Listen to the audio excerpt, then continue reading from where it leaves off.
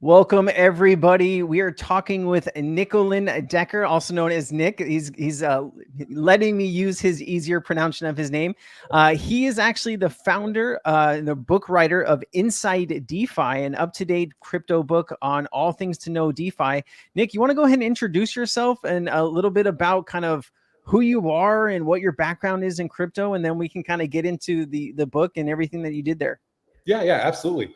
So, like Robert said, I'm the author of the DeFi Revolution. And so what it is I've been in the space what seems like forever now, but I decided to kind of write this book as one of those great awakening books, if you see what I'm saying there, Robert. Mm-hmm. And it's really helped me, because why I started writing this was because I saw the same people kind of make the same mistakes over and over again. And as you know, everyone does in the space, it's kind of like, okay, we're like, anyways, my heart just broke as I saw people making mistakes. And I was like, okay, so I wrote down all my notes, I have this notepad of, very technical jargon, how things get in the space. And so yeah. I was like, okay, so I have all these notes. And so, but I was like, I got to put this down. I got to make sure people understand. And like I said, this in other AMAs we've discussed, and what we briefly discussed before was there's really no book that we can find or anyone can find that is out there like this book. It's a very unique book in the fact that it tells you about how the space works, how it functions, and how it operates. And so, but it also tells you, like, hey, there are rules in this space. There are things you have to abide by. And we've all had hard learning lessons about the space that we're in. And so, but yeah, again, my name is Nick Decker. And so I live out in Tulsa, Oklahoma. So out in green country. So great place to be. I enjoy what I do. I'm primarily a venture capitalist. As the primary, I guess you would call my job title as a venture capitalist. So I build out companies and build out products for people to use with utility backing, and make sure they're legally compliant at the same time. In the space that can be a little bit difficult sometimes, making sure that everyone understands what's going on. And so, but my primary purpose and what I feel called to do is really help people. And this book made that available to everyone so they could have an understanding. And it's interesting because this book, you can, if you read it once, you should probably read it like 3 or 4 more times, because it's those little nuggets in there where it's kind of like, oh, okay, now I know what the book is talking about, Why don't we do this? Why don't you tell us maybe a few pieces of the book that you're really proud of? Maybe there's a few stories in there, or some topics in there that you're really excited about that you want to let people know. Yeah, absolutely. So the one thing that everyone has to understand in the space is really how the decentralized finance space, or the DeFi space, works. So the DeFi space, truly at its core concept, is not something new. If you go, that's why the book starts out here, and it will walk you through the history of economics, of how the world overview started. And so it goes all the way back to the very beginning of time, and then it just, you have like exchanging of goods, bartering, all the way up into where then you start to have coins, and then you started to have, then centralized banking and government came in. And then as you fast forward, then came the card system that we all know, where you just, which then it kind of really, what you're seeing now is going back to, we're now using blockchain technology, which is the true way that the space is what operates it, And so it's kind of like you're going all the way back to the beginning with decentralized finance. And that's my first and foremost kind of what you would call like a proud story in there, is because it tells people, like, if you don't understand the past, you're not going to be able to understand the future. Yeah. And it's amazing how, if you don't understand exactly what I'm saying, things can get a little bit jumbled. But if you really understand the context of the book and why it was written, I mean, everything from the cover to the table of contents, the entire book is lined out this way to explain it on multiple different levels. Like we have a hardback, we have paperback, we have Audible, and we have Kindle. So it's in every different format. And so where everyone can understand it. And so, another part of this is, as we go through it, it talks about the pitfalls of the DeFi space and how there are rules to operate in it and how to identify, everything that has happened in the past 2 years. When back then one wouldn't be able to identify what was going on, but this book is basically a guide to help people understand, and identify like, I can't do that in this space. That doesn't work, So would you say the book is more directed towards kind of how people should operate a company in the DeFi space, or is this more built around how users of DeFi should operate in the space? Right. So I would say it's a general. That's a good question. Hold on just a second. That is a very good question. Excellent question.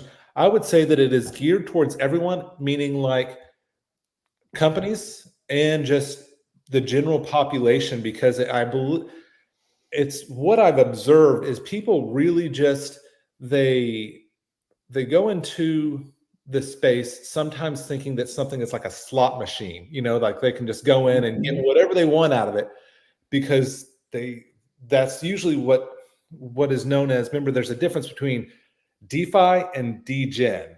Yes. There's quite a big difference there. There's DeFi space and there's Degen. So, but most people go in with the concept or the thought process of Degen. Now, Degen is where you don't really, a Degen person is, they don't go in thinking that there's rules that they have to go by.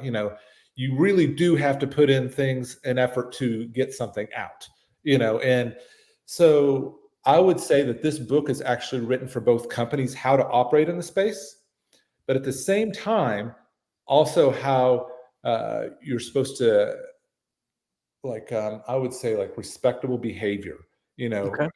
because this book, what it does is it first equips you with wisdom, then you get the understanding, and then you have the knowledge. Those are the three things right there that everyone needs to have, because then once you have that understanding and you gain that knowledge, you can then identify Degen plays. And it's like, okay, that's not something anyone wants to touch with a 90-foot pole. It's like that's yeah. So when you look at something like crypto Twitter, right, you do see the narrative, especially when things are kind of lull with the market, maybe the summer break where there's not a lot going on. You do see a lot of people taking those extremely high risks. I mean, I've taken more risk than I would like to admit. I am more of a DeFi person where I'm like to invest in node protocols, liquid staking, those type of things, but there is that Degen side to everybody. And I think that, there's a little bit of Degen in us, and depending on how much time we spend in the crypto market, can warp our view and vision. I think humans in general are always trying to take the shortcuts somewhere, right? They're always trying to say, hey, maybe I can buy this and hit the lottery, and then I won't have to go to my job tomorrow or that kind of stuff. But, what has changed in the DeFi space over the last few years that have been really notable to you, that you put in this book that, kind of spoke to you, that you really had to get down on paper? Right. And I think the biggest thing that we've seen in the space is that there's a lot of regulation changes. Yes. And that's the biggest thing that people have to understand. You can't go in with the same behavior as you used to. There are rules, there's ways to approach things, and there's how to approach them. And having that understanding when you're going in will save people a lot of heartache. And so, as I would say, the biggest thing that is really,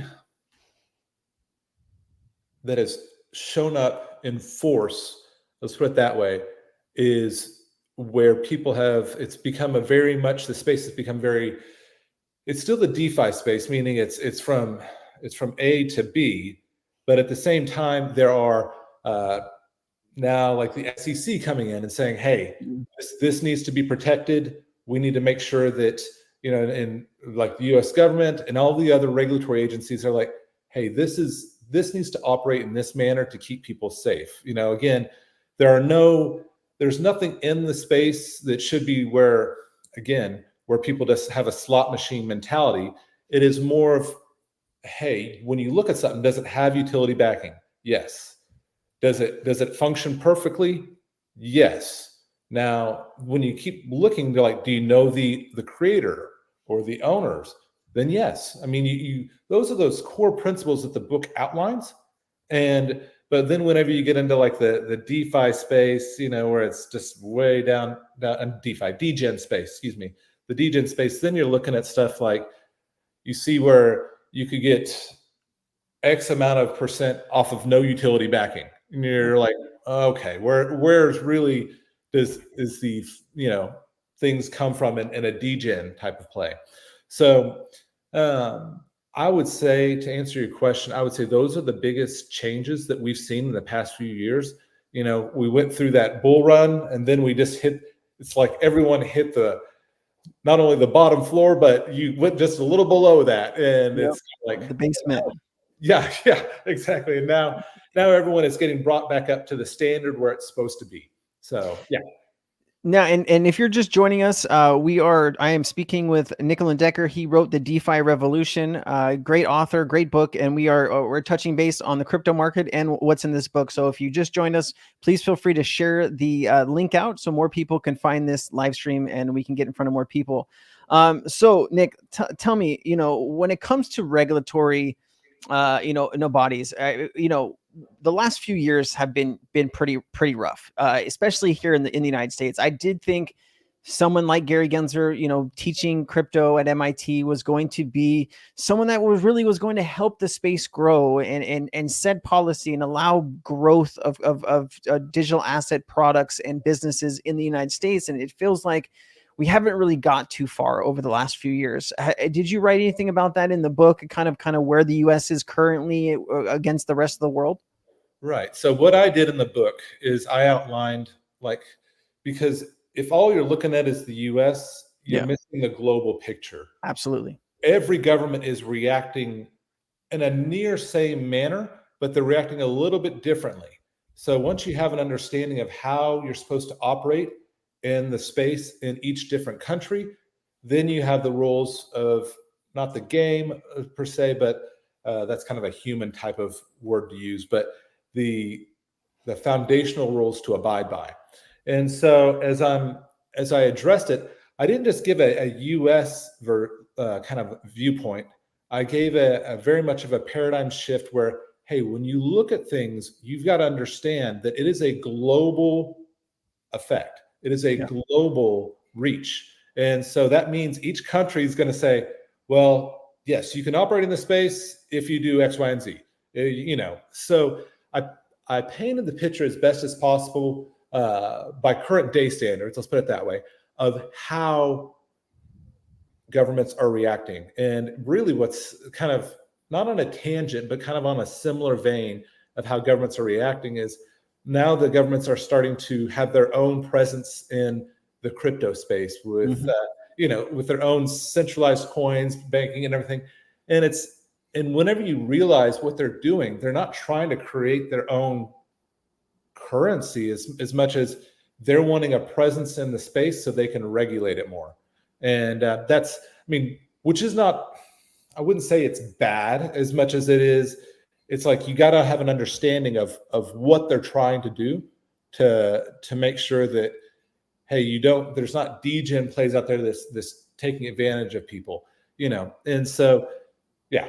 I think with any new space, you know, I mean, crypto is fairly new. We're not even, you know, 15 years old yet. And, you know, compared to like, you know, gold market or commodities or real estate, I mean, these go back hundreds of years.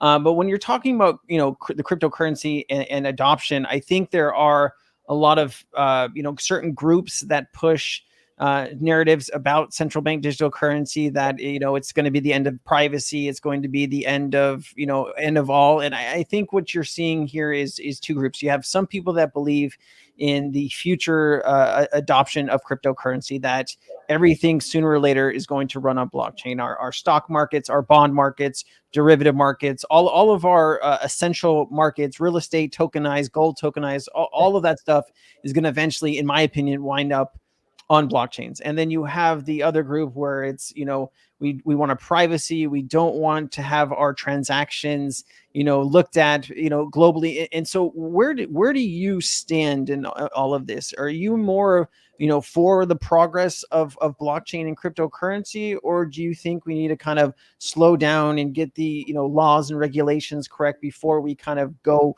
you know, into the deep end of the pool? Right. So personally, and like I said earlier, everyone thinks crypto is amazing, which crypto is awesome. But the true underlying gem that everyone has to understand is that blockchain is the gem. You know, that is the true influential force behind everything, is blockchain.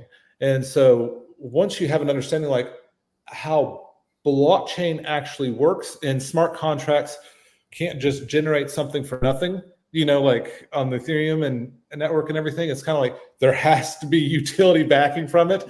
And, you know, so you're like, once you have that understanding, then that process works.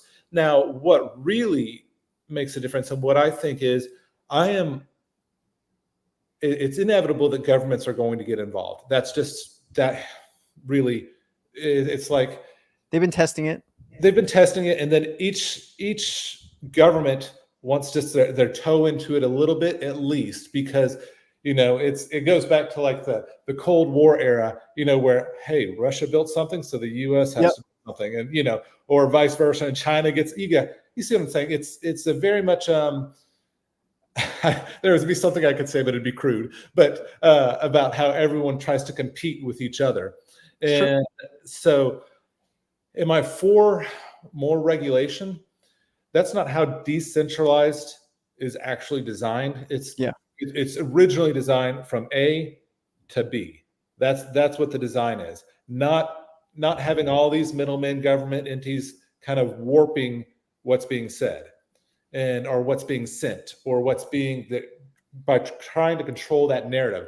So that's kind of where a lot of the things that I operate in, you know, we make sure that we abide by U.S. government regulations, but also we make sure that it's the purest form of decentralized finance with utility backing. Again, there's always those external factors on a global scale that no one can predict, but you get what I'm saying.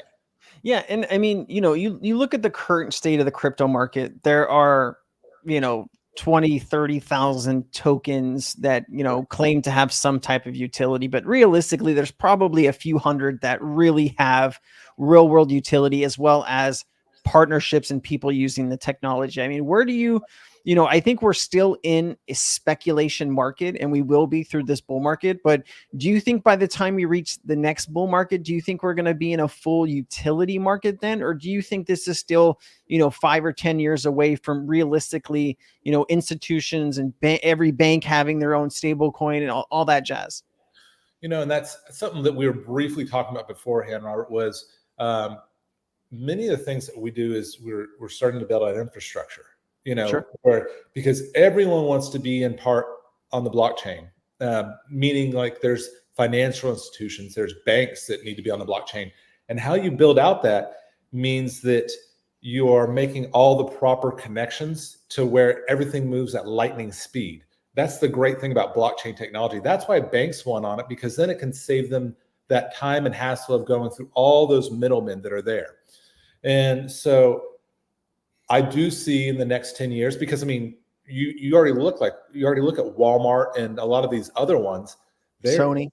Yeah, Sony. And then everyone's getting in. Everyone's in it. It's just no one has that realization, you know, on the surface that everyone is involved. So it's kind of like, okay, when you have that realization, it's like in 10 years, that's why I set that kind of that evolution out in front of you was in the book, like, hey, this is the trajectory. If you look at the past, you'll be able to understand how things are progressing. So in 10 years, I could foresee blockchain technology really being the spearheaded movement of, because you look back and you see the internet and everything, and you look at how it's progressed. So blockchain technology is really the way things are moving, and that's what's, I think, and I believe, with integration of new technology, and to where it's more of a unified network across the globe. And so that's what I'm seeing, and that's what I have that expectation of.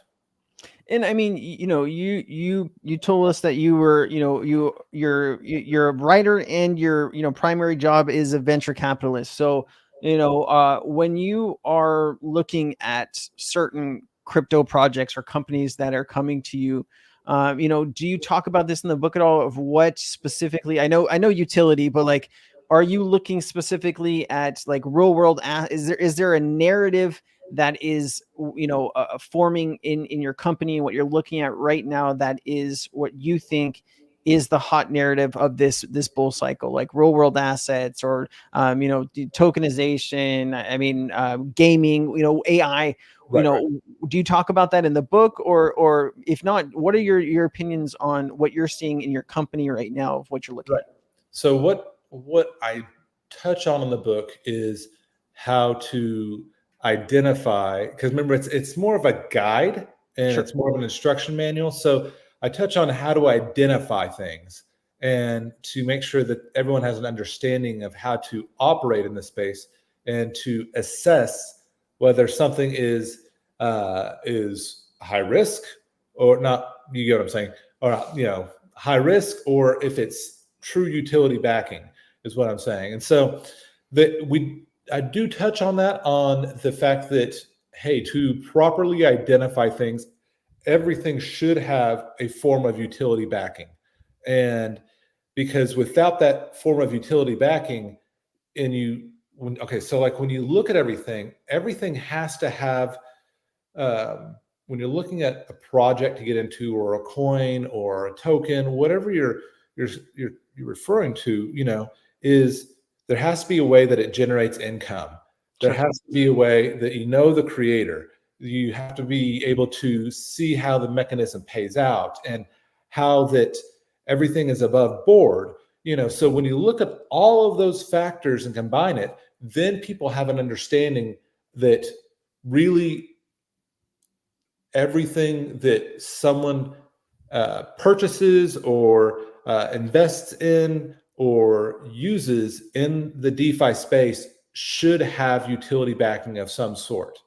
So that's the narrative that I approached with the book, because again, it's set from the perspective of a kind of like a user manual, and just like how to approach things, and how to remain in the space and stay safe. So yeah.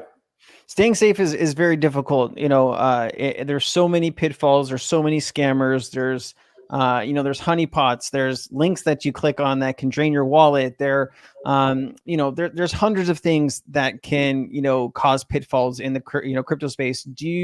Inside of the DeFi revolution, do you talk about some of those pitfalls and how to avoid them, and try to have the safest experience when you're trading cryptocurrency and investing into crypto assets? Right. So I give examples in the book on using cold wallets. If people don't know what cold wallets are, there's a difference between a cold wallet and a hot wallet. Hot wallet is where there's no extra layer of encryption, where the key is stored entirely on chain, or in that like MetaMask and everything. But then a cold wallet is where the key is stored offline on a digital device. Essentially, this high overview where you can plug it into the device, and it will have that secondary transaction authorization, so you know exactly where everything is going. And we talk about other avenues in the book about using centralized exchanges, and versus we all saw FTX go down, and where people had a hand in that, and versus decentralized exchanges, where it's supposed to be, I'll say it's supposed to be, where it's a non-custodial aspect. And now that does change with regulations, let's put it that way. the governments are very, how do you put that? They want to make sure all the checks and balances are there. And so I do give examples in the book on that, and also talks about DAOs, and not a big fan of DAOs, but anyways, that's personal preference. And so then we also talk about different networks that can be used and the different channels that are in the space. So yeah, we cover a little bit in the aspect that you're talking about. Yeah. What I mean, talking about, networks, chains, I'm not a huge fan of DAOs either. I think when you kind of put the voting up to what happens with the project in the hands of, 1,000 random people that really don't have, a good understanding maybe of what the best future of the company is, that's Right. usually a problem in my personal opinion. But, Right. because we're seeing, Base Chain, which is Coinbase's chain. Of course, Binance has been out for some time, and that's a lot of stuff that's happening on Binance is associated with scams, and same thing with Solana, right? But there really is some base core technology there. Do you talk a little bit about where you see the biggest chains over the next 5 to 10 years, or if not, what are your personal opinions about what is everybody going to use in the next 5 to 10 years? Is it going to be Ethereum still? Is it going to be more Solana, or is it Base Chain? I mean, talk to us a little bit about your opinion on that. Yeah. So I think a good way to approach this, Robert, would be for everyone to have an understanding that each chain serves a different purpose. And, you don't just stay on one chain the entire time, and try to mix and match purposes on one chain. What you actually do is,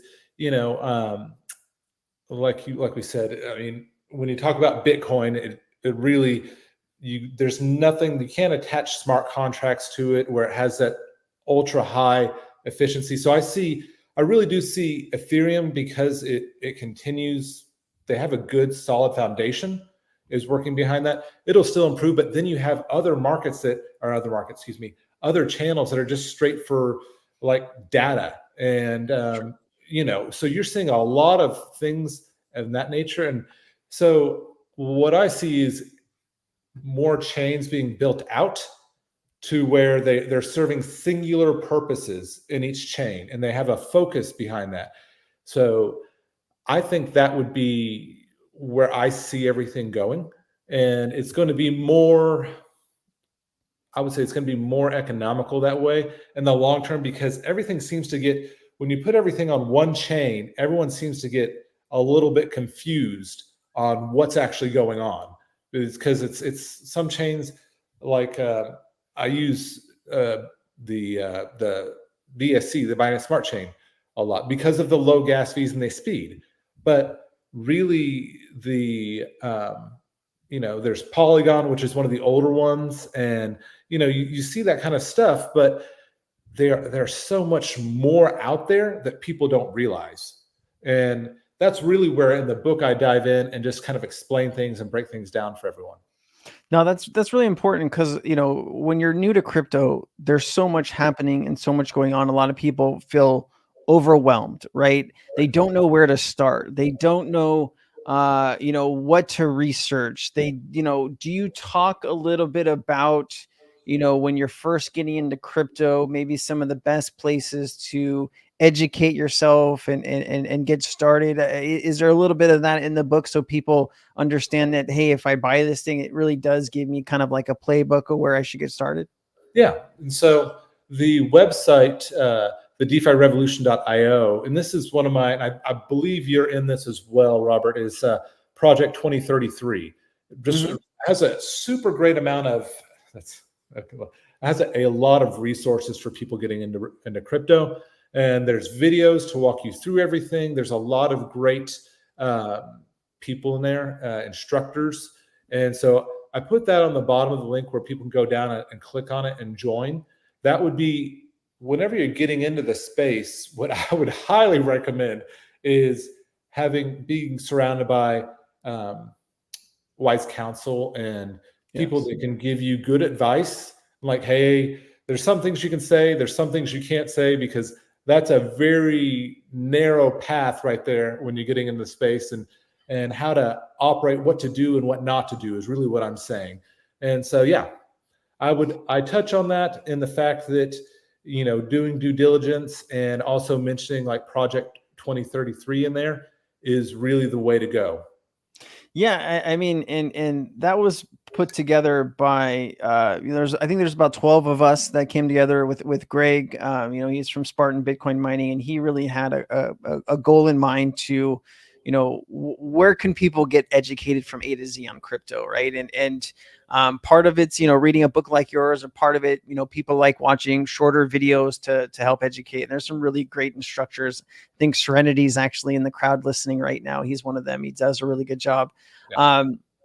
Getting back to the book, where's DeFi headed? Where are we going? Is there going to be more evolution into what we're doing, or are we, in 5 or 10 years going to be doing something similar of the same what we're doing right now, which is, we're staking something, we're running nodes to support a blockchain, or does the space keep evolving past that? Yeah. Now, what I see is, if you like, chapter 9 specifically covers that in the book, starts on page 133, is how the space is evolving, because again, the decentralized finance is extremely old. The core concepts, started at the very beginning, and then it just kind of got warped over time, where just basically humankind just kind of did what they wanted with it. Now, how I see the space evolving is that it's going to be used in everyday applications. And when I say the space, I'm talking about blockchain technology truly does make it to where people can go from A to B very quickly. And so I see it evolving to where it happens in everyday life. But it's also going to be in a more, I wouldn't call it a controlled manner, as much as there's going to be, as you're seeing, governments are coming involved. There's more oversight, so there's not any misuse, there's not any abuse. You have private parties that are taking an interest to large conglomerates. So it's say what? BlackRock, Invesco, Charles Schwab, those guys. I mean, I think they see money to be made. I think they look at a company like Tether, making $5 billion a year just by, Right. Having those bonds. And I think those companies want to get a piece of that. Sharon asked a great question here. She says, how are we going to bring all of these chains together? And she says, what they become, that they become efficient, unstable, or the broader, to the broader use, is it more of like, I feel when you're using cryptocurrency, if you don't really know that the underlying thing that you're using is crypto, that's really when you've reached adoption. But what do you think of what Sharon said? All right. So how are we going to bring all these chains together? So I think that the chains themselves, like I said, they serve different purposes. So you technically can't bring them all together and have them overlapping. It'll just cause confusion and it won't even work correctly. But what you can do is have different systems in place. And I see in the future where everything is efficient and utilized. There's a lot of technology and a lot of R&D being spent right now on how to make that actually work, and to where everyone can communicate and the networks can communicate in an effective manner. Like, for example, you can't send a message from I'm saying transmission. You get what I'm saying? Yeah. From the Binance chain to Ethereum, it'll get lost. It doesn't work. And so you have to make sure that there are basically receivers on one end that will be able to help coordinate that. Like I said, with the banking industry, we're now starting to hybridize technology to make it to where you can integrate the old with the new. And so that's really where I see those chains. I don't ever see the chains being able to blend together where it's one solid chain, because that just doesn't make sense, because you get all kinds of mass chaos going on. But you need interoperability, right? That's what we're talking about here. We're talking about making things where you can send value from one chain to another without having to go do bridge. I think I think right now it's extremely complicated, right? When you tell someone, hey, if you want to move value from one chain to another, you need to go use a bridge. And they're like, well, what's a bridge? How do I use that? And I think a lot of people, right now it's too complicated, right? We need to be able to make crypto more efficient, easier to use. And it really, how do you get someone that is, my dad's age, 75? Actually, he got me into crypto, but if you ask him how to use crypto, he has no clue, right? Like where do you start? But he knows like, hey, I need to go to an exchange to buy it, but he doesn't know anything else. So do you think we are going to ever get to a place where, mom and pop will be able to, log into maybe their bank account and transfer some crypto, or, making it easier for the regular public to access crypto? Because that's really when we reach mass adoption, is when we can make it easier for just a regular user to use it. Right. So speaking the aspect of where like a mom and pop could access their bank account and, use crypto, that is actually being explored right now and under development. And so, which is very easily done. It's just also at the same time, you have to abide by regulations on how that can be done. That's the trick. The technology part isn't difficult. I mean, it exists. But at the same time, how do you, if you're sending crypto from one, from your bank account to another bank account, how does a government entity like the IRS keep track of anything? How does the SEC keep track of everything, to where it is fully above board and it's transparent? I mean, yes, everything on the blockchain is transparent, but what is being sent is being transparent to the entities. I think that is what the challenge is right now, which again, it is currently in the R&D phases, and we are looking at some truly great things over the next year to 2 years. So it'll be great. Since you spend most of your time understanding the crypto market, how long do you think we are going to have this bull market into 2025? Is this something that ends early, mid, late into 2025? What's your personal feeling and opinion? Obviously, it's just an opinion, but what do you think? I see it that obviously the bull market is a result from more usage. Sure. And with all of the new things that are coming out, where financial institutions are getting involved, private conglomerates are getting involved, governments are getting involved. Everyone is getting involved because of the expediency and the accuracy of everything. Where even with like third-party brokers out there that there's no traceability of anything. Those are now going away. People are like, it's having that understanding of what is going on and how things work. And so I see the bull market lasting easily into 2025, to where it just grows because it's becoming more accessible. It's becoming more entities out there are really jumping in to promote everything that's going on and to use and have true utility behind everything. So that's how I see it going. Do what area of crypto do you think will be the most adopted? Is that tokenization of assets? Is that stable coins? Where do you think in 5 or 10 years this will be? It'll be a tokenization market, it'll be a stablecoin market, I doubt it'll be a gaming market, right? I mean, there's always going to be gamers, but the real adoption, I think, will be in. Right. The real adoption I see is you talk about the stable coins, USDT being backed by the Chinese. It doesn't even make any sense how that's, you see what I'm saying? There's some shady stuff going on over there. I mean, what I'm saying there. USDC, just to talk about this, USDC, you see Jeremy Allaire everywhere, like he's interviewing, he's talking about it.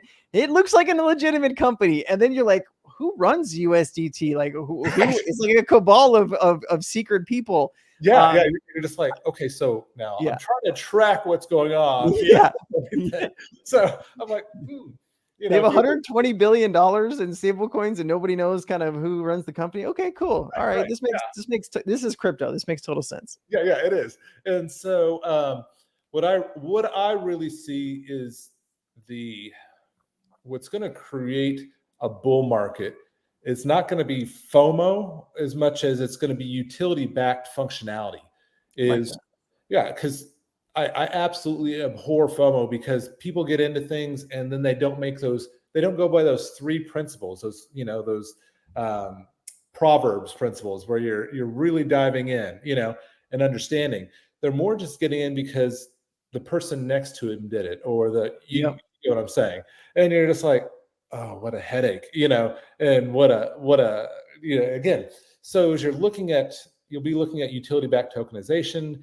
You'll be looking at utility-backed functionality of, like, one of the next books that I'm writing and that'll be out. There should be a total of 4 that are coming out by 2025. So the next one will roll out at the beginning of the end of third quarter of this year, and so then we'll just have them staggered every few months, and so it should be really great.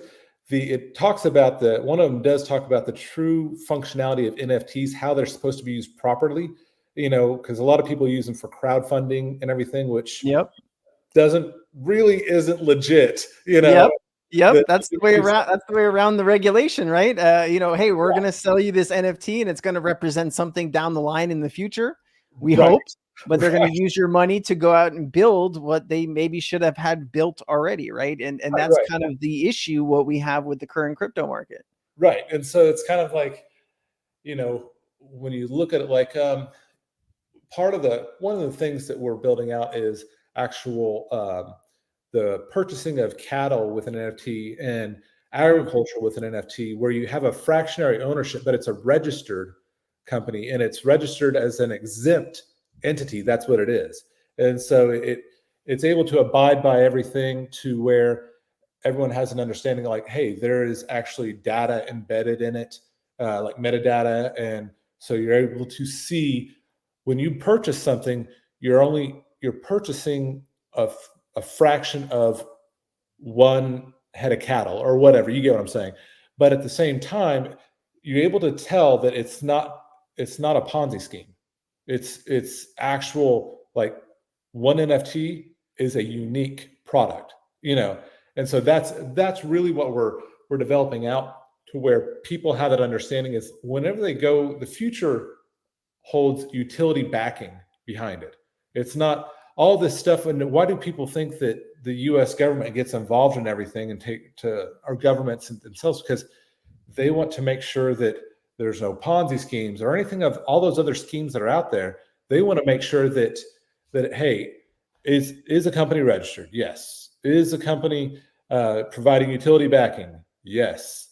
Does it have the resources? Yes. Does everything how it was designed to be operated, is it functioning? Yes. So that's what the regulatory agencies are looking at, and when they go into something. And so so the things that I build out, yes, they have all 3 of those things, so it completely follows what in the US, what we call the Howey test, and so that's where, whenever you see those NFTs and things going like that, you're like,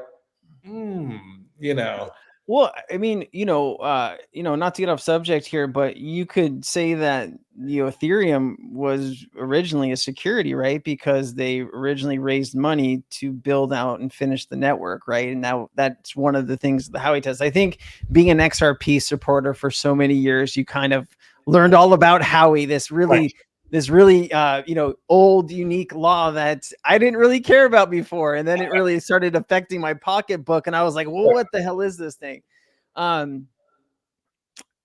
What are your favorite crypto assets? I mean, you being in crypto, writing a book, having a VC, you have to own certain crypto assets. So do you have a few favorites that you'd like to share? So the favorites that I do like XRP, because it is a true, yes, there's a lot of FUD about it, but I think the FUD comes from people that don't have an understanding.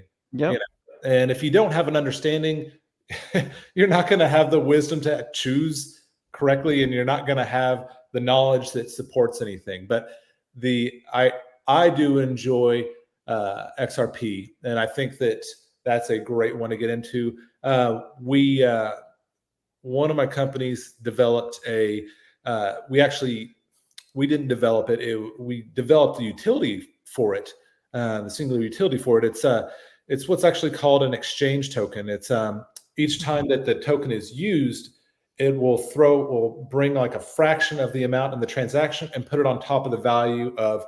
It's a wrapper token, essentially, is what it is. And so that way, it's basically the last person that uses the token, has the most to gain. And so all the companies that we're using, or we're not using, another gentleman, DeFi Mark, who is he's built out like at the beginning. I know DeFi Mark. Yeah, he built like 2,000 smart contracts. Smart guy, he was the one that built out that system, that token, and wrapper token.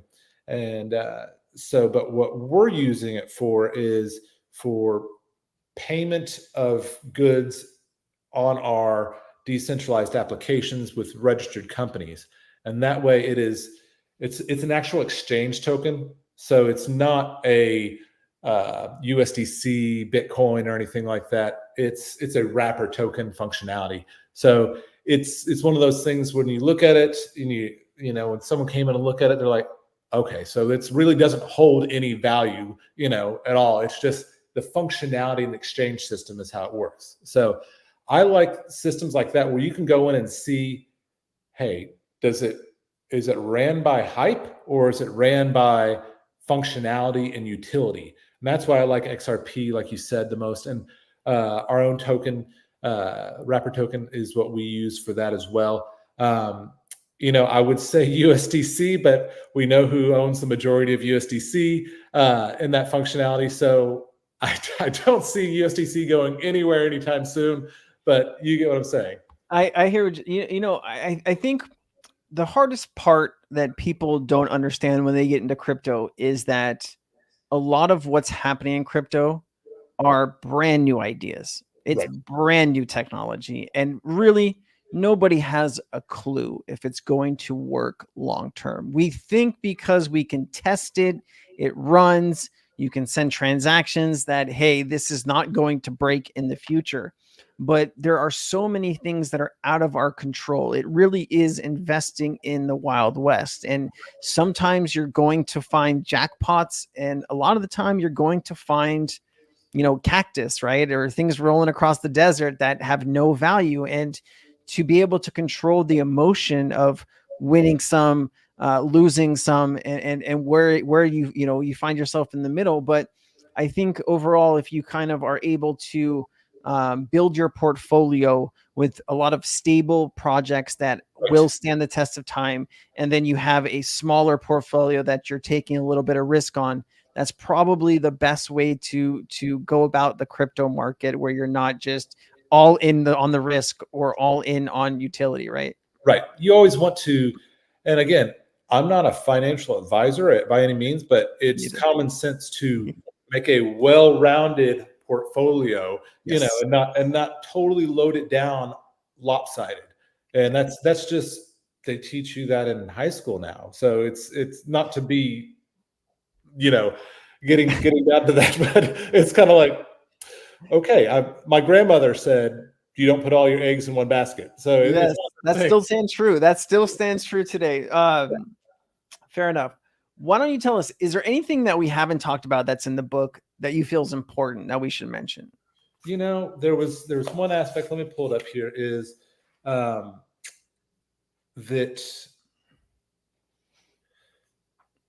what I liked about the book too is how we talked about safeguarding your assets or your crypto, or even selection. And it's more, we've covered this a little bit, Robert, but I did want to go into this and emphasize that, because you read this book, to have an understanding of really what the space is about, but you do need to make sure that you make wise choices whenever you're in the space, because the space is very hostile.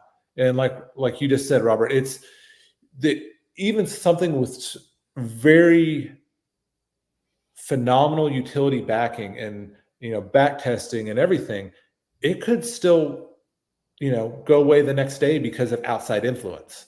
Yeah. You see what I'm saying? And so it's one of those things where you want to make sure that not only are you selecting a utility backed product, but at the same time have an understanding that, hey, the U.S. government can come in any day, or any government. I'm just making, because I live in the U.S. We're in the U.S. It's easier to say that. Yeah, I got you. I'm with you. Like, can come in any day and clamp down on something.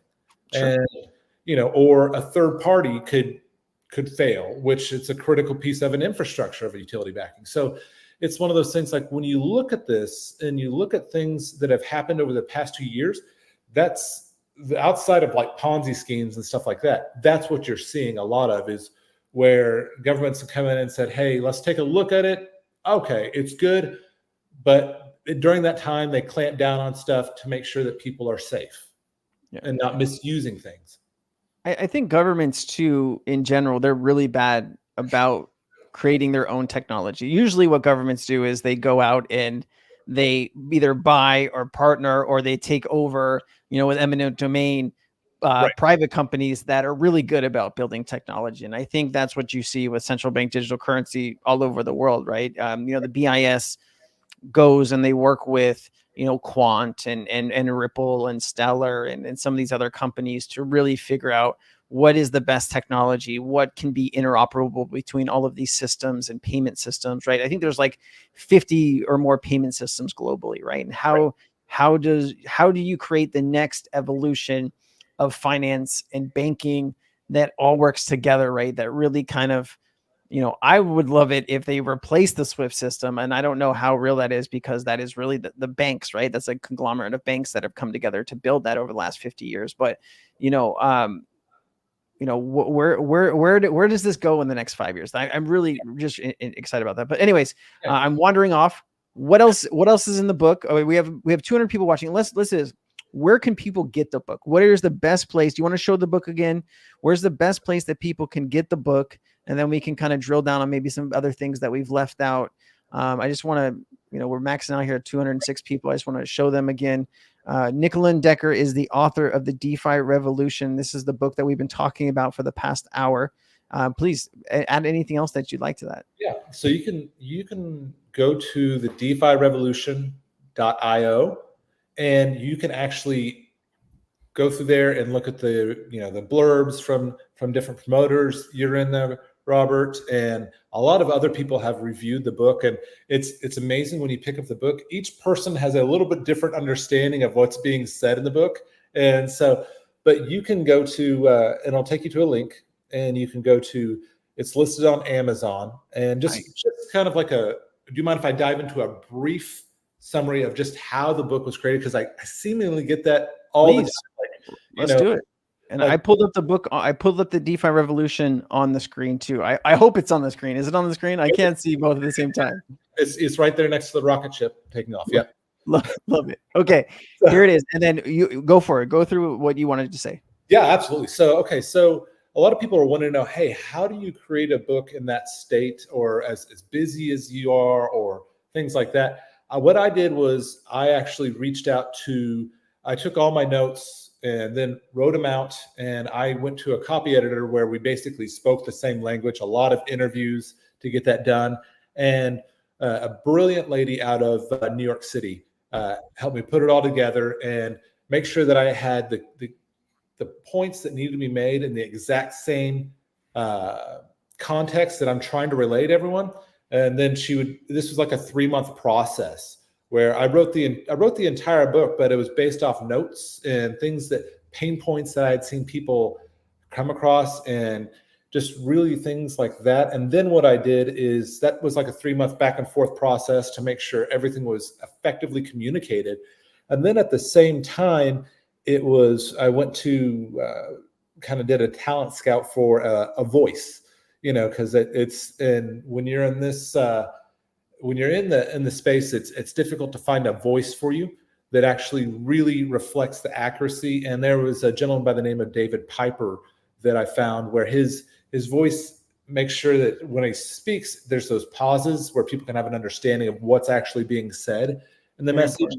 Yeah. And so when you go to the site and you read the reviews or the blurbs and everything, take a moment and just pause and reflect on, hey, what else could be said in that moment? Because I think a lot of people just read things at surface value and they don't actually understand what is really being said. And I'm writing a hard line with this, but you get what I'm saying on how to approach reading this book. Because I was just, like I said earlier, I was with just on a podcast a few days ago, earlier this week, with Matthew Walker, 100X podcast. And he was Googling it and everything. And he's in there too. He wrote a blurb, but he's like, really, there is no books out there that are like this. It's a truly unique book, because there's old books about the stuff, but it's doesn't tell you about modern day and how to approach things. He was like, I looked on Google and everywhere, I couldn't find another book about this. And so he was like, this really needs to be something that everyone truly picks up and buys. And it was funny because I was also on another AMA with another promoter that's on there, and he was like, well, this is just going to be like 15 minutes. It's about a book, and I was like, okay. And it turned into like an hour-long interview, because then once we started unraveling and doing those each little bit of conversation, he was like, wait. I read the book and a lot of the stuff I knew, but he goes, now it makes even more sense. And so he started diving into the book a little bit more. And that's the message I'm trying to convey with this book. The book was never written for profit, because, as you know, Robert, books don't make a whole lot of profit, So, unless you're selling millions of them. Yeah. Right. You're trying to offer a service, right? You felt there was a gap missing, a need for this, and you wanted to make a difference. You wanted to get your ideas and your thoughts out. And I totally understand that. I do that every Tuesdays and Fridays during chats like this, and it took a lot of time for you to do that. And it sounds like there's going to be different iterations of future books that are coming, actually a few more over the next year. So that's pretty incredible that you are able to find that much time to be able to do all this stuff. And it's really important.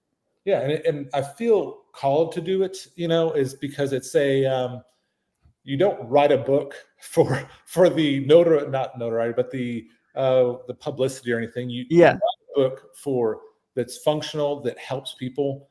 And whenever you look at it, the next one is the blockchain unveiled, from basically it's the Genesis block to the revolution. And so it will help people understand what the actual utility backing of each network is, and how it functions. And it dives deeper into actual blockchain utility, and that's the actual gem right there, is the functionality of blockchain. And yes, we are working on future translations for the book. If anyone has any, if you want it in Spanish, if you want it in, we have people that we are scouting for that. It's very difficult to try to reach out to different languages, because you have to go through a process to find people where the message is being conveyed accurately. So things do get lost in translation sometimes. That could get very complicated, especially in maybe, my wife speaks Portuguese, and she was always trying to get me to learn Portuguese, and I cannot get my tongue to roll. I sound silly when I try to speak Portuguese. And so I can get that, some of these languages can be very difficult if you're not familiar with the pronunciation on some of these terms. And so having, how would you check that? Right. Because I know that you personally would want to do that. It might be pretty difficult. You'd have to hire somebody else with as much knowledge, and passion for this as you to do all that.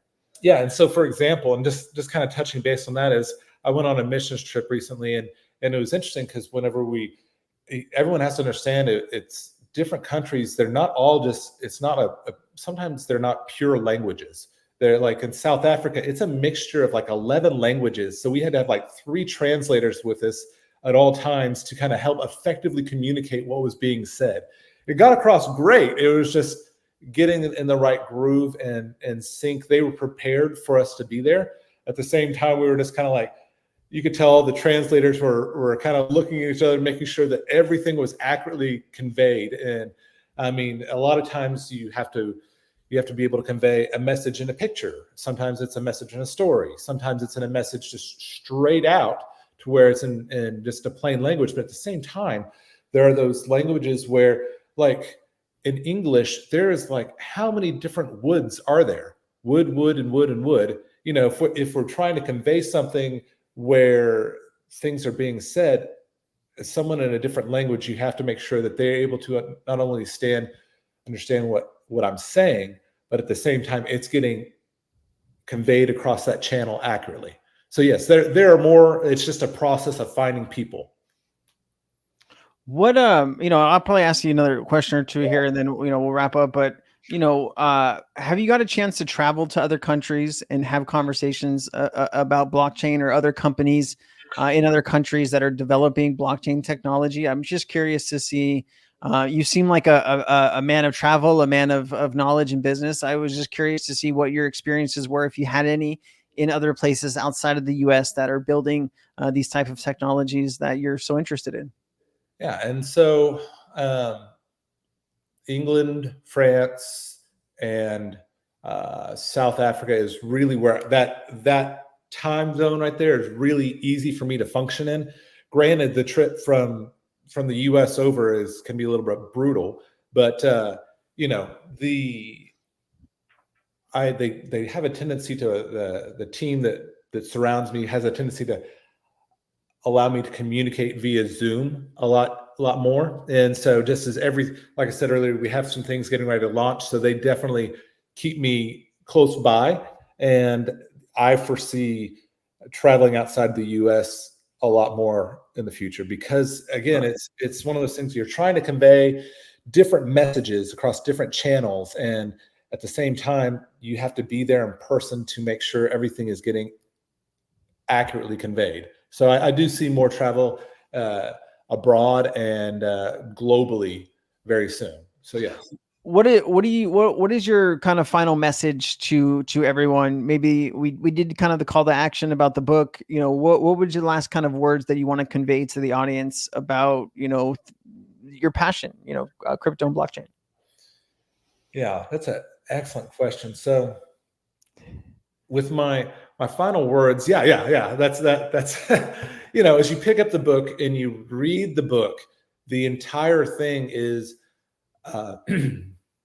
basically just about a great awakening, one that has never been before, and in that manner. And so as you look at it, you're like, wow, okay, this is really interesting. It's all about this. It's all about this great awakening of the space. And so I think that's my best message to kind of hit that high note on is, hey, this next season is going to be exciting. It truly is. And to have that expectation, just know how to navigate the space. That would be my words of wisdom to everyone. Love that. Well, Nicolin Decker, thank you so much for enlightening us with your passion, your book, and all of your hard work. And we look forward to having you back with the next edition and the next edition. And if you ever just want to come back and talk crypto, we'll be here. Appreciate you. Hey, I appreciate you, Robert. Thank you so much for being on. All right, aloha. All right, guys, that was Nicolin Decker. Go pick up the DeFi Revolution, defirevolution.io. All right, we're going to get into some news and some other things about the crypto space now. Thank you so much, my friend. Thank you. All right, let's get into some news. Man, so passionate. I really appreciated all his words of wisdom. Getting into the crypto space is incredible. It is unlike anything I've ever experienced. And getting into the crypto space and doing things right the first way around is difficult. You will find many challenges. You will find heartache sometimes. But if you start doing things the right way, you will find a uniqueness. You will find passion. You will find love. You will find experience. You will find friendship. And that is really why I am passionate about the crypto space. And that brought a lot of those feelings back up. So I really appreciate Nicolin just breaking all that down for us. All right, so I'm going to share my screen with you here, and we're going to get in some updates around the crypto space. I'm doing this on a new browser, so be gentle here. Let's see if we can get this to work properly with playing some clips here. All right, let's share this. All right, you should be able to see it. We should be good. Let's rock and roll here. So let me get a little refresh going on here. Bitcoin's up 16% in the last 7 days. I feel like there was a lot of FUD going around with Germany selling off Bitcoin, Mt. Gox, a lot of fear, uncertainty, and doubt in the market, and it looks like we've come back a little bit now. July is usually a good month for Bitcoin. Out of the last 10 or 11 years, Bitcoin has been green most of them. We have had some down months, but it does look like Bitcoin has come back with some passion. Usually August and September, Bitcoin can be a little bit down, so we just need to be careful that we're not just going all in right now. We're taking a look at what's happening, and just having just don't go crazy. It is great to see all of this green, but it could turn the other way quickly. As we know, in crypto, we do get some of these dips. So Solana is up 22% at $170. Love to see it. XRP is up 20%. You love to see it. Avalanche up 8.5%. Even Shiba Inu is pumping 9%. Pepe up 50% from its low. ICP is up 40%, and it's looking pretty zesty. So let me see, is this still sharing? I hope this is still sharing what I'm looking at here. It's hard for me to tell if it's still on the screen. Hold on one second. Let me just double check this. Hold on. I'm just going to keep going. No, see, it's sharing the wrong thing. Hold on. So share this tab instead. Okay, cool. I just had to click the button as I go. All right. So what I want to tell you here is, look, going through, this is the previous, this is the bull market from 2016, 2018, right? We get these dips in the market, right? And I think no matter how much the market evolves, we still get these gigantic dips that can really stress us out and feel like the sky is falling. But I want you to know that on the way up, we've got negative 38, negative 38, negative 33, negative 38. These are just huge dips that people had to eat and go through in order to get to the top of where we're trying to get to. By mid 2025, you should have all-time highs on most of the assets that you're holding. All right. So you just want to be patient. If you're really good about charting and you can ride these dips up and sell and then buy back at the lower points and keep adding to your bags, please, that's probably the best way to do it. If you need help understanding TA, please come into the Cryptonaires Discord. We have a lot of passionate TA people in there. All right, so I should be able to play this clip. This is Larry Fink says Bitcoin is digital gold. Larry Fink is the CEO of BlackRock.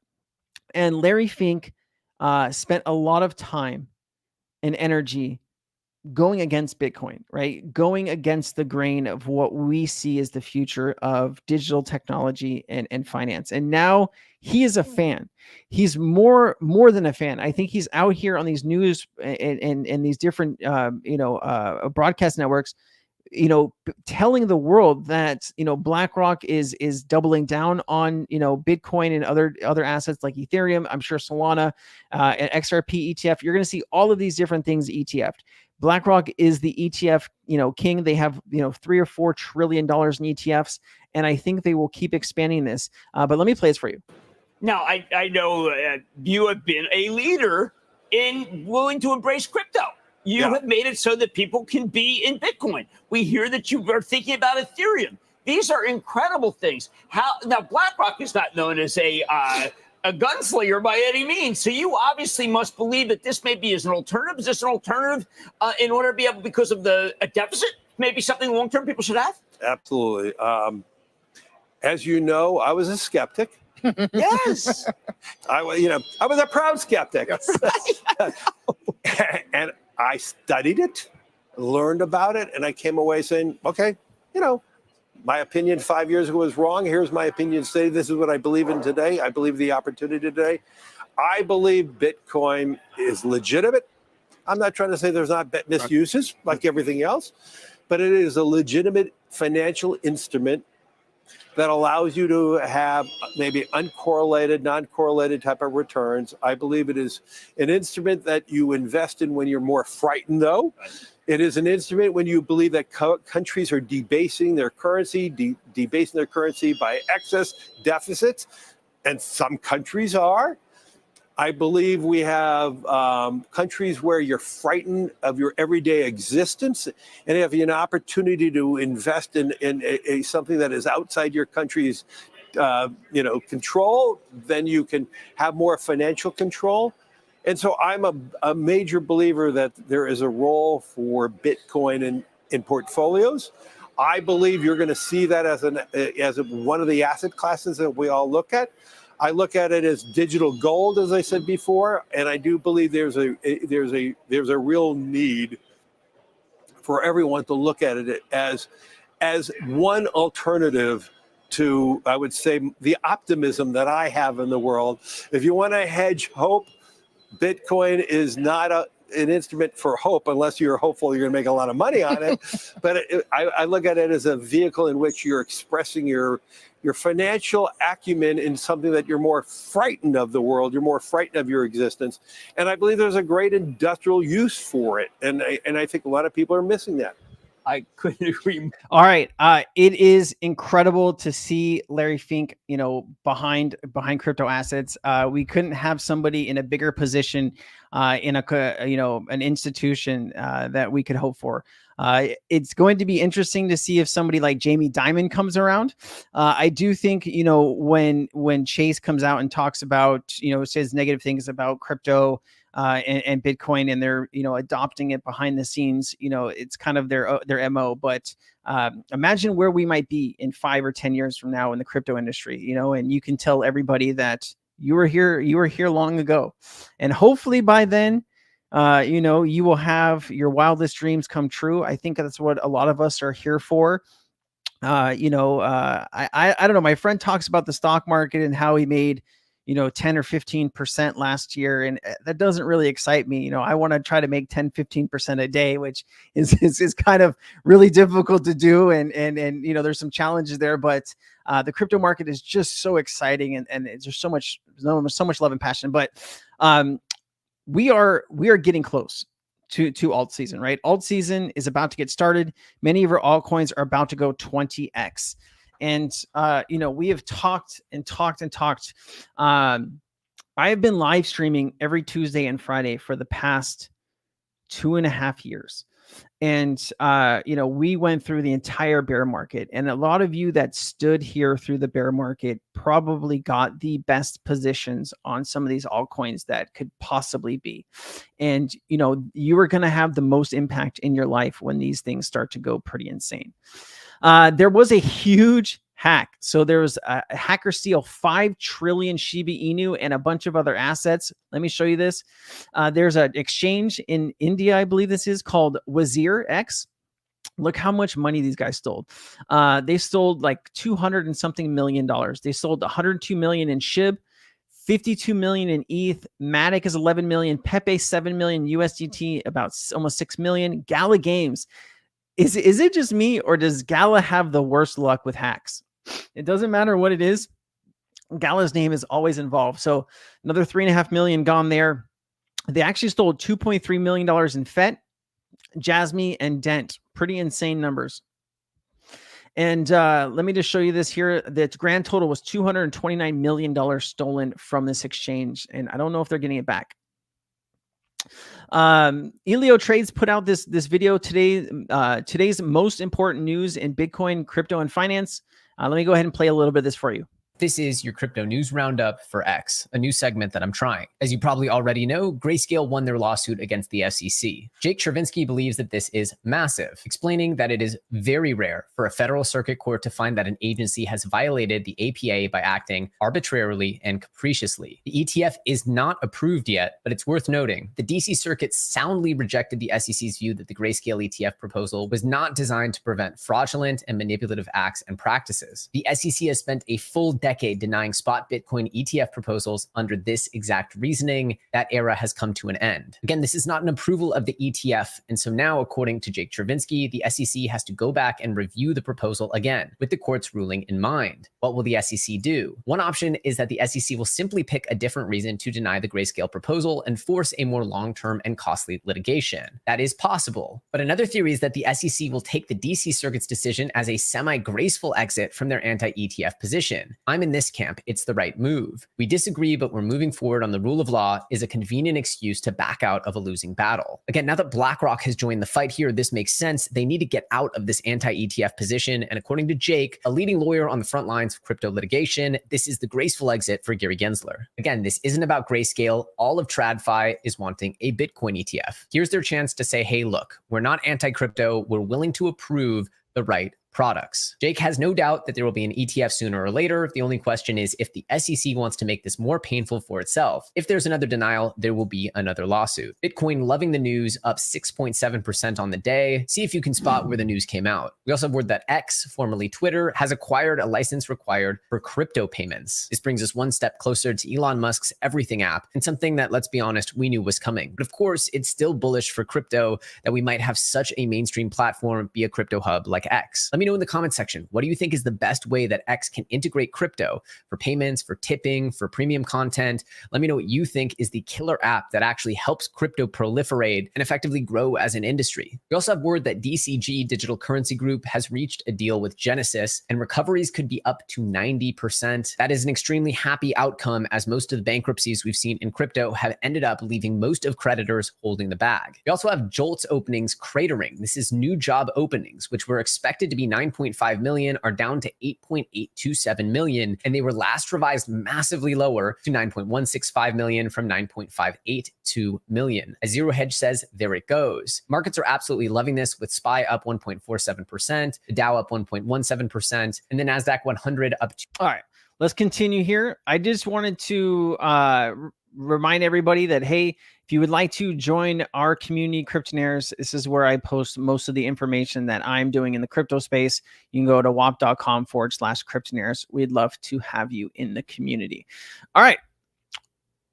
Moving forward, I thought this was a really great thread. I spent way too much of my time on Twitter. I think it is affecting my mental health a little bit, but I do find some really good gems every now and then. And I thought this was really, really important. So I'd like to, I'm not going to go through this whole thing, but I wanted to bring some of this to your attention. And as well as I will post this Twitter thread for you guys. So it says, let's say you have an exit plan. Let's say you'll make a ton of profits during this next parabolic move. But after that, without a solid strategy, you're going to be setting yourself up for inevitable failure. Don't gamble with your future. Do this. All right. And then so it says, first of all, quick disclaimers, talks about disclaimers. We don't really need to get into those. And then I just want to get down here into some of the strategies. Taking profits is the optimal decision. But after that is taken, what's next? First thing is taxes. I think a lot of us, I know that I pay my taxes, but I know a lot of people in crypto do not. And I think the governments around the world are getting better at being able to track wallets that we think they can't track. And, sooner or later, this is going to come around. And so putting some money away for taxes is very important. Invest, make money, change your life. That's the ultimate goal. Get your tax situation sorted so you can fully enjoy the fruits of your labor. So that is a really important step. Phase one, sell 90. So this is kind of what this person would do. Sell 90 to 95% of your crypto and diversify. Create multiple bank accounts in different countries. There are plenty of places where crypto friendly will allow you to create bank accounts remotely. Why does this matter? Because if you want to be diversified, it's an extra layer of protection. You won't have to put all your eggs in one basket or country. In most use cases, or most cases, you won't need it, but you never know. I'll probably create, something about United Arab Emirates, Italy, Switzerland, Thailand, Singapore, Hong Kong, etc. These are all places that they would recommend you opening an account if you can. Step 3, set up various wallets like Ledger, MetaMask, and others. to diversify your portfolio in top tier stablecoins. You never want to have all of your assets in one wallet, just in case something happens to that wallet, or if it gets hacked or you lose the key. And there's other few things that you can do here. So I'm gonna include this like person goes into protecting your wealth, real estate, stocks and ETFs, high interest savings, precious metals, businesses, I mean, there's so much stuff here. So I always like to share these with my community. And since we're live streaming this, let me go ahead and share these two things with you, the wap.com link and that.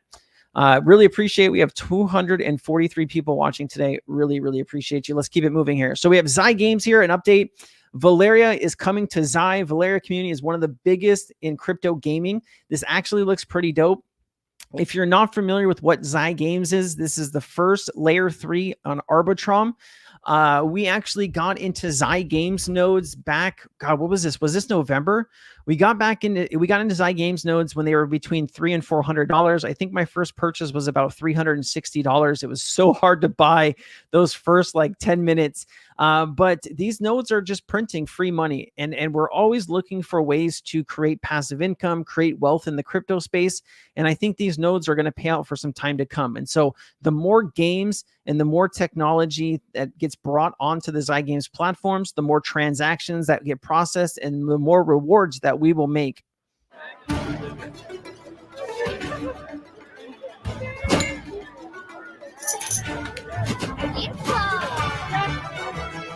Greetings, my friend. Come and explore my collection. Ah, I see what interests you.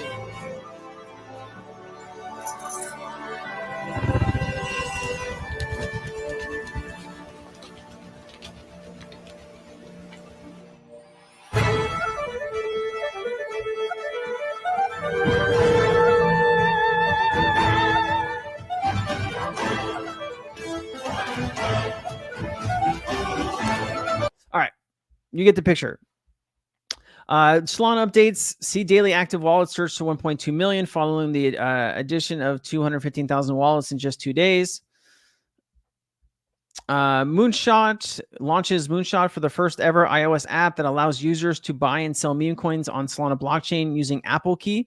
This is actually pretty cool. Let me play this.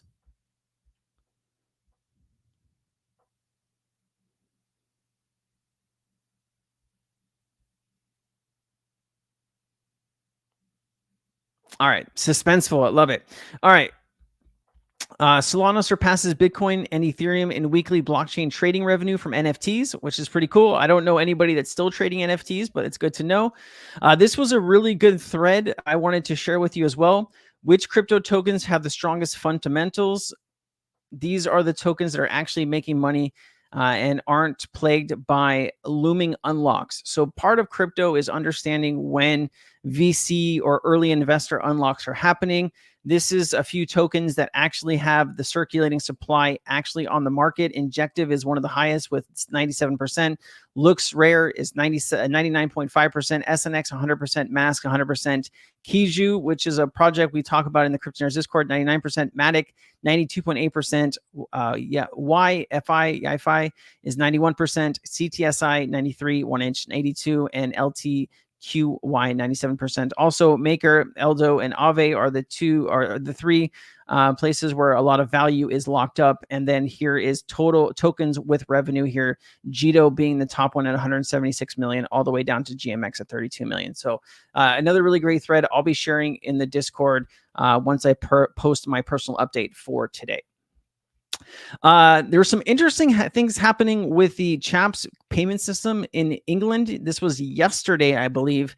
It went down, and I don't know, there's a lot of conspiracy people that think this is the start of something that could lead to a total bank failure. I don't need to really play this clip. I kind of gave you the gist of it. I wanted to keep going here. Ethereum ETFs and their fees are set to launch. Here is the fees and what you're going to be looking at in some of these. Look at Coinbase. Coinbase is the custodian for not only the Bitcoin ETFs, but also the Ethereum ETFs.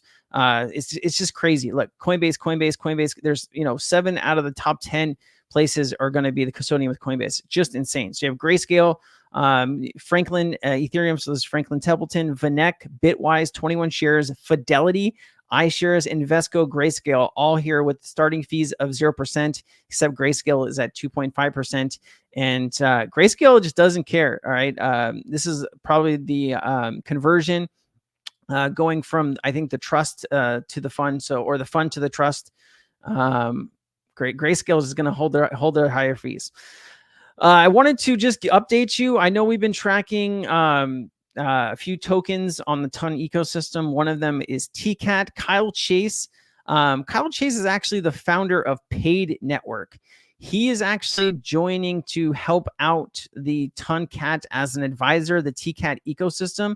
If you don't know what I'm talking about here, let me just pull this up here on a different screen. So actually, you know what? I need to, I can't. Dex screener. Hold on. Let me just pull this up and I will show you in just a second here. I'm getting it ready. Let me play this while I'm doing this for you though. Now, TonCat is a newer one. It's probably one of the most popular memes on Ton. Terrell, who is kind of the head of the community takeover over there, he's been telling me a lot about it. He's actually the one that shared Meow's post with me, inspired me to elaborate and make that post on Protocol Pump Player. And then I told him, hey, you should be doing this stuff. And because we've been talking back and forth for a few weeks now, I decided to come on board as an advisor to TonCat. You know, I'm not saying ape into this thing yet. I'm just saying that they're doing everything that you should be doing to follow Protocol Pump Player or Player Pump Player to a T. And this whole project is dedicated around that. Yeah, it might be a slow start, but I think that if you continue to do that and build something that's valuable, then you're probably going to end up in a really good place. I think the guy just went and bought a Lamborghini SUV. Hey man, if you're making the money, go for it.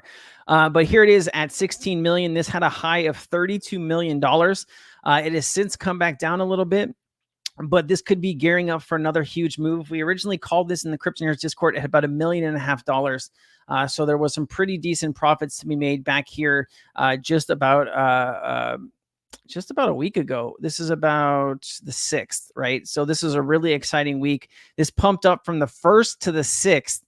Just insane numbers. Look at this growth right here. It's just insane. This thing went, almost 2,500% in just a few days. So great to see it. There's a lot of people talking now about TCAT going to 40 million. We'll have to see what happens there. Another member in the community, Don't Ask, shared this project with me, says he's bullish on it. I just wanted to bring it up to you. I know he was sharing some details in the Crypto Nerds Discord. Guardian is a BEEP20 governance and utility token used to empower purpose-driven projects and communities building on Web3. This project is currently sitting at about 6.6 million market cap. There is some pretty low volume here, so just be careful. But he does think this is getting ready for some big moves. I just wanted to put this in front of you. Guard is now being powered by Polygon. This allows Guard FDN ecosystem projects to build engaging interoperable ecosystems on Polygon's superior technology and makes Guard accessible by Polygon's tens of thousands of dApps. So that's pretty cool.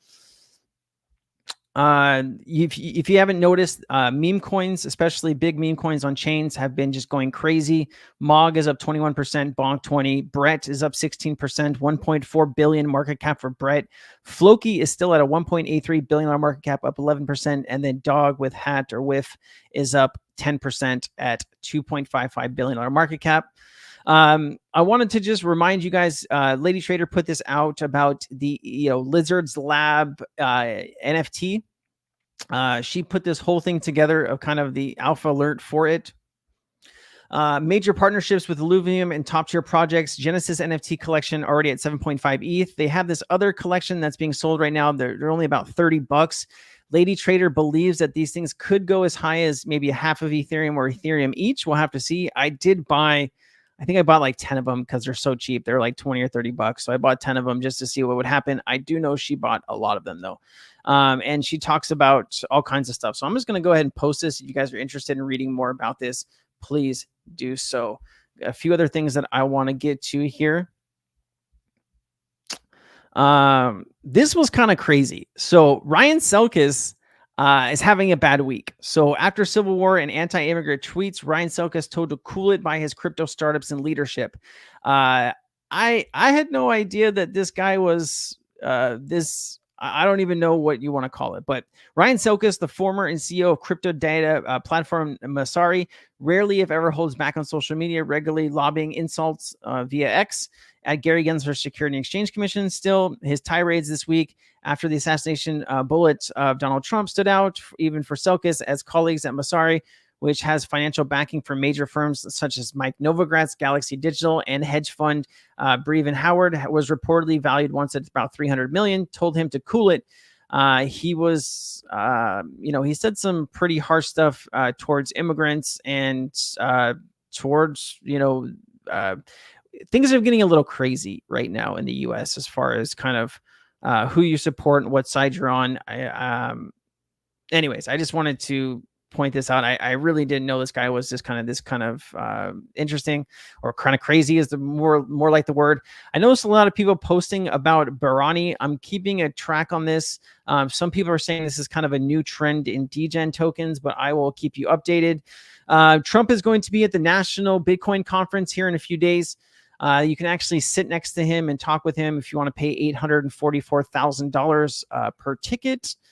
There is a cheaper version if you're interested, $60,000 for a photo with him, $100,000 if you want to take your significant other and take a photo with him. And that should be it for the crypto update. I know we've been talking here for quite some time. I'm going to jump into the Cryptonaires Discord and answer some questions. I will link this if you're interested in joining the community in this kind of private discussion. You can just come in absolutely free.